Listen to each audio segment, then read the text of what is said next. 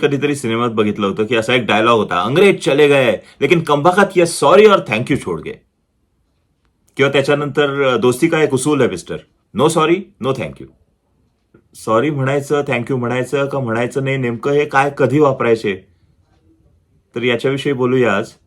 त्यामुळे व्हिडिओ शेवटपर्यंत पहा आणि सबस्क्राईब केला नसेल चॅनल तर सबस्क्राईब करा प्लीज.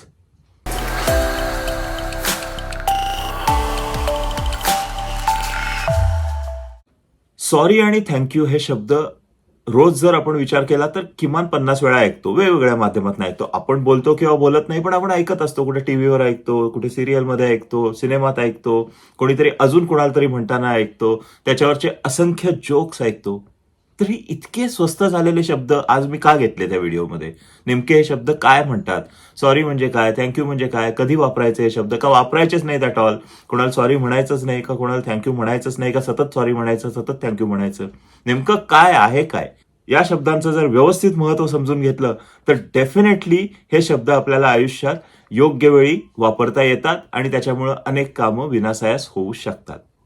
मी मगाशी म्हटलं की लहानपणापासून सिनेमामध्ये बघत असतो की नो सॉरी नो थँक्यू वगैरे. तर दोस्तीमध्ये डेफिनेटली जेव्हा विचार येतो दोस्तीचा, त्या दोस्तीचं एक वय असतं ज्या दोस्तीमध्ये सॉरी आणि थँक्यू तुम्ही नाही म्हटलं तरी चालत असतं. तर आहे काय? सॉरी काय आहे? थँक्यू काय आहे? आपण एखाद्या वेळेत चुकतो, एखाद्याची माफी मागायची असते, तेव्हा आपण म्हणतो की सॉरी. सॉरी ऍक्च्युली नुसत्या सॉरीला तसा अर्थ नाहीये. लेट्स से खरं ते वाक्य आहे आय एम सॉरी किंवा वी आर सॉरी. इनफॅक्ट जर डिक्शनरी मिनिंग काढायला गेलं तर सॉरीचा अर्थ असा आहे की एखाद्या गोष्टीचं मला दुःख होतंय. सरसकट माफी असा अर्थ नाहीये त्याचा. आपण आता तो बोलून रूढ केलाय. पण एखाद्या गोष्टीचं मला दुःख होतंय म्हणजेच त्याच्यातला गर्भित अर्थ जर समजून घ्यायचा असेल तर मी एखाद्याच्या पायावर पाय दिला तर त्याचं मला दुःख होतंय की मी तुझ्या पायावर पाय दिला आणि तुझ्या दुःखात मी सहभागी आहे म्हणून आय एम सॉरी. आता तो आपण वापरतो आय एम सॉरी म्हणजे माझं चुकलं, ओ माय गॉड. दोन्ही अर्थ त्यातून डेफिनेटली ध्वनित होतात. तर दोन्ही अर्थानं तो वापरला तरी काहीच हरकत नसते की हो माझं चुकलं आणि तुझ्या दुःखात मी सहभागी आहे. बरं, थँक्यूचं काय? तर थँक्यू सरसकट जो आपल्याला माहिती आहे तो अर्थ आहे की हो मी आभारी आहे, धन्यवाद. मराठीमध्ये आपल्याला ना सरसकट या गोष्टी म्हणायची सवय नसते. आभारी आहे, धन्यवाद. आत्ता सुद्धा मी माझ्या कमेंट्सना उत्तर देतो ना, तर जेव्हा मला असं कोणीतरी काहीतरी गोष्टीबद्दल अप्रिशिएट करतं तेव्हा मला ना असं ते धन्यवाद म्हणणं इतकं कृत्रिम वाटतं. कारण मला ना असं वाटतं की अरे काय करतोय मी असं कृत्रिम, म्हणजे ही माणसं इतक्या आपुलकीनं मला काहीतरी सांगतात आणि मी इतक्या कृत्रिम पद्धतीनं धन्यवाद आणि एक अशी इमोजी. पण दुसरे शब्दच नाही आहेत ते व्यक्त करायला. वेरॅज थँक्यू हा शब्द असा आहे की तो असा खूप आतून आल्यासारखा वाटतो. थँक्यू सो मच किंवा थँक्यू, त्यात एक वॉर्मथ आहे. ती कदाचित धन्यवाद किंवा आभारी आहे यामध्ये नाहीये. म्हणून थँक्यू हा शब्द आपण सरसकट आभारी आहे साठी वापरतो. सॉरी आज जो आपण सरसकट वापरतो माफीसाठी की एखाद्या गोष्टीची मला माफ करा अशा अर्थी वापरतो आपण तो शब्द. त्यासाठी ऍक्च्युअली इंग्लिश शब्द आहे अपॉलॉजाइज. आय अपॉलॉजाइज म्हणजे मी माफी मागतो किंवा पार्डन मी. किंवा आपण कधी कधी ऐकलेलं असेल एक्सक्यूज मी, म्हणजे असे अनोळखी माणसं उभी आहेत आणि आपल्याला तिथून जायचंय तर त्यांना आपण सांगतो की एक्सक्यूज मी म्हणजे मला माफ करा पण तुम्ही बाजूला व्हा. तर तुम्ही बाजूला व्हा आपण म्हणत नाही, पण मला माफ करा, रस्ता द्या. तर हे सॉरीचे पर्यायी शब्द आहेत आणि त्याच्यासाठी आपण हे शब्द वापरू शकतो. पण महत्वाचा मुद्दा आहे तो परत सॉरीवर. कारण सॉरी हा इतका मगाशी म्हटल्याप्रमाणे स्वस्त आणि गुळगुळीत शब्द झालेला आहे की आपण ना सर्रास तो कुठेही कसाही वापरतो. खरं तर इतकी पॉवर आहे या शब्दामध्ये की एखाद्याला सांगणं की जे माझ्यामुळे तुझं नुकसान झालं, भले एवढंच असेल, त्या नुकसानाबद्दल, त्या दुःखाबद्दल मी तुझ्या दुःखात सामील आहे आणि तू मला माफ कर, कारण हे मी तुला हे दुःख दिलंय, माझ्यामुळे तू त्या त्रास भोगतोयस. भले एखाद्याला आपण छोट्याशा गोष्टीमध्ये हर्ट केलेलं असेल तर केवढा मोठा अर्थ आहे याच्यामध्ये. एखाद्याची माफी मागणं, एखाद्याला सांगणं की तुझ्या दुःखात मी सामील आहे, खूप मोठा अर्थ आहे. पण दुर्दैवानं आपण त्याला खूप छोटं करून ठेवलंय. त्यामुळे होतं काय, त्या शब्दाची एफिकसी कमी होते, त्या शब्दाचा परिणाम कमी होतो की आपण जेव्हा एखाद्याला सॉरी म्हणतो तेव्हा असं होतं की हा ठीक आहे, सॉरीच म्हणला नुसतं. सॉरीच म्हणला नुसतं, कारण त्याला तो सॉरी तुम्ही कशा पद्धतीनं he doesn't know how do you mean it. किती मनापासून तो आलाय हे त्याला माहित नाही. तुम्ही लोकांनी जिंदगी ना मिलेगी दोबारा हा सिनेमा पाहिलेला असेल, तर त्या सिनेमामध्ये ऋतिक रोशनचं कॅरेक्टर आहे, ते फरहान अख्तरच्या कॅरेक्टरवर सुरुवातीपासून चिडलेलं असतं. सिनेमा सुरू होतो, या दोघांचं काही ना काहीतरी भूतकाळात घडलेलं आहे. काय घडलेलं आहे आपल्याला माहित नाही, ते हळूहळू रिव्हील होतं. जेव्हा ते रिव्हील होतं, तेव्हा आपल्याला त्यात गंमत वाटायला लागते. ऋतिक रोशनची इच्छा असते की फरहाननी त्याला सॉरी म्हणावं, फरहाननी त्याची माफी मागावी. फरहान 10 वेळा माफी मागतो. ऋतिक त्याला सांगतो एकदाच की तुझ्या माफी मागण्याला काही अर्थ नाहीये, कारण ते इथून येत नाहीये.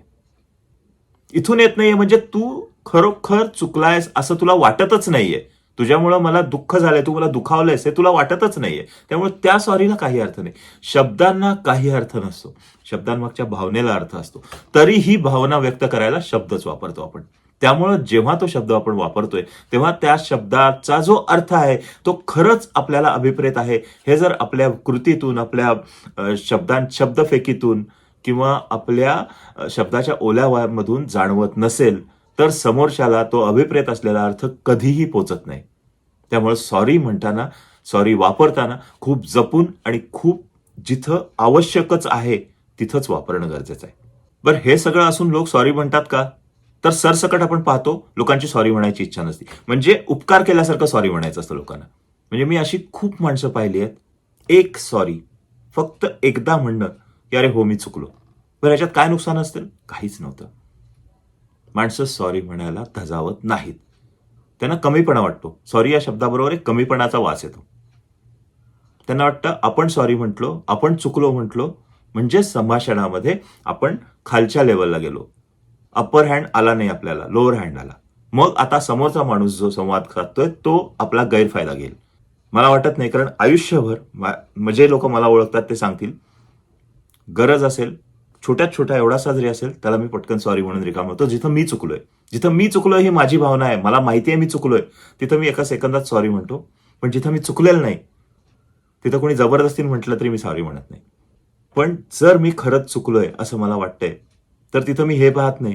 म्हणजे वादाचे असेही प्रसंग झालेत, क्लायंट्स बरोबर झालेत किंवा सहकाऱ्यांबरोबर झालेत, की जिथं मला माहिती आहे की माझ्या पोझिशनमुळे मी कदाचित हा वाद जिंकू शकतो. पण त्या पोझिशनला तिथं त्या वादाच्या प्रसंगात माझ्या लक्षात आलं की ही आपली चूक आहे किंवा आपल्या टीमची चूक आहे. तर आपल्या टीमची चूक मला ओन अप करायला पाहिजे. मी सॉरी म्हणून रिकामा होतो. कारण ते सॉरी म्हणणं, भले त्या क्लायंटनं असंही उद्या त्याचा गैरफायदा घेतला तरी चालेल, पण जी चूक झाली आहे ती चूक झाली आणि ती चूक मला मान्य केली तर माझ्या मनावरचा बोज कमी होतो. माझ्या मनावरचं ते ओझं कमी होतं. मी सॉरी म्हटलेलं असतं. मी काय करतो हे महत्वाचं नाहीये. मी उदाहरण दिलं. सांगायचा उद्देश हा आहे, की जिथं गरज आहे, जिथं खरोखर मनापासून आपल्याला वाटतंय की ही चूक झाली आहे आणि या चुकीसाठी आपण स्वतः जबाबदार आहे, अशा ठिकाणी सॉरी म्हणणं हे खूप गरजेचं आहे.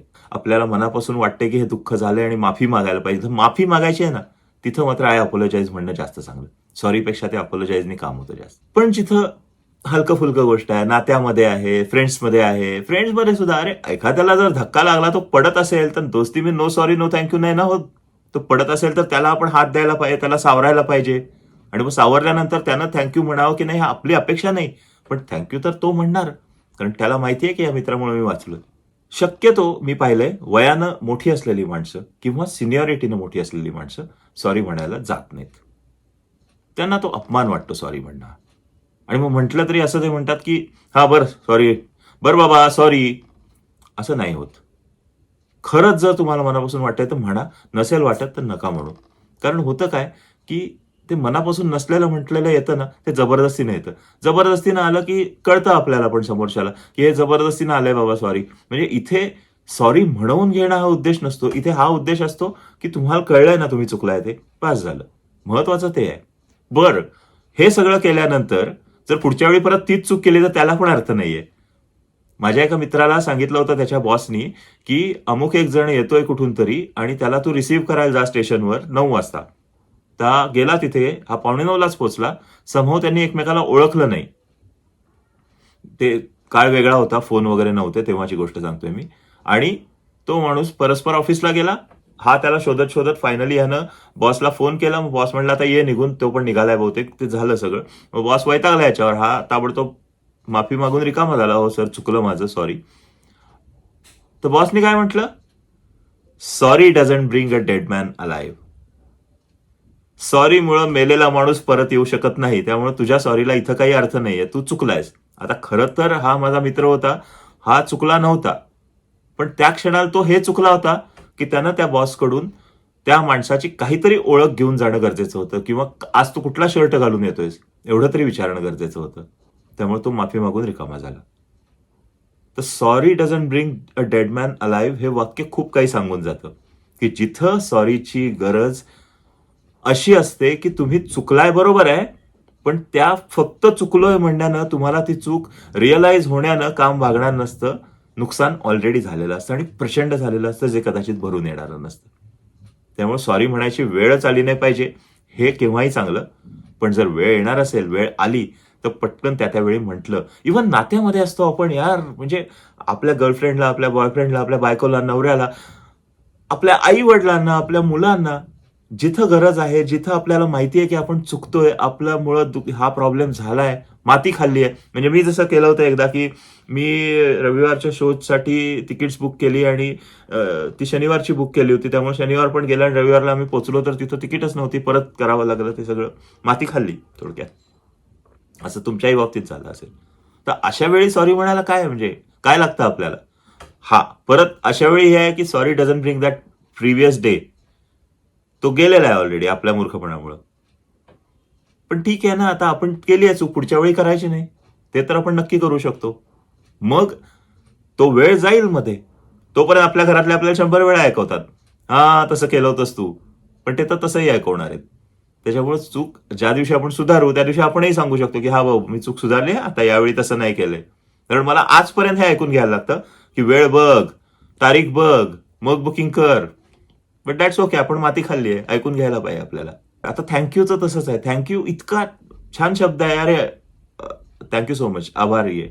थँक्यू म्हणजे काय, तर आपण कृतज्ञता व्यक्त करतो, समोरच्याबद्दल आभार प्रकट करतो की बस, तुझ्या या कामानं मला खरंच बरं वाटलं आणि हे तुझ्या सहकार्याबद्दल मी खरंच कृतज्ञ आहे. मला मनापासून वाटते की तू नसतास तर हे काम झालं नसतं. विचार करा, आपल्याला एखादा माणूस असं जर मनापासून म्हणत असेल, तर आपल्याला किती बरं वाटतं. बीट सॉरी, बीट थँक्यू, जे काही असेल, मनापासून जर आपल्याला समोरची व्यक्ती म्हणत असेल, तर आपल्याला बरं वाटतं ना. मग आपण म्हटलं तर समोरच्याला बरं नाही का वाटणार? वाटत असेल आपल्याला की इथं आपल्याला थँक्यू म्हणण्याची गरज आहे, या माणसाविषयी कृतज्ञता व्यक्त करण्याची गरज आहे, तर पटकन कृतज्ञता व्यक्त केलेली केव्हाही चांगली. कारण हे गरजेचं असतं. मग त्याचे वेगवेगळे मार्गही आहेत.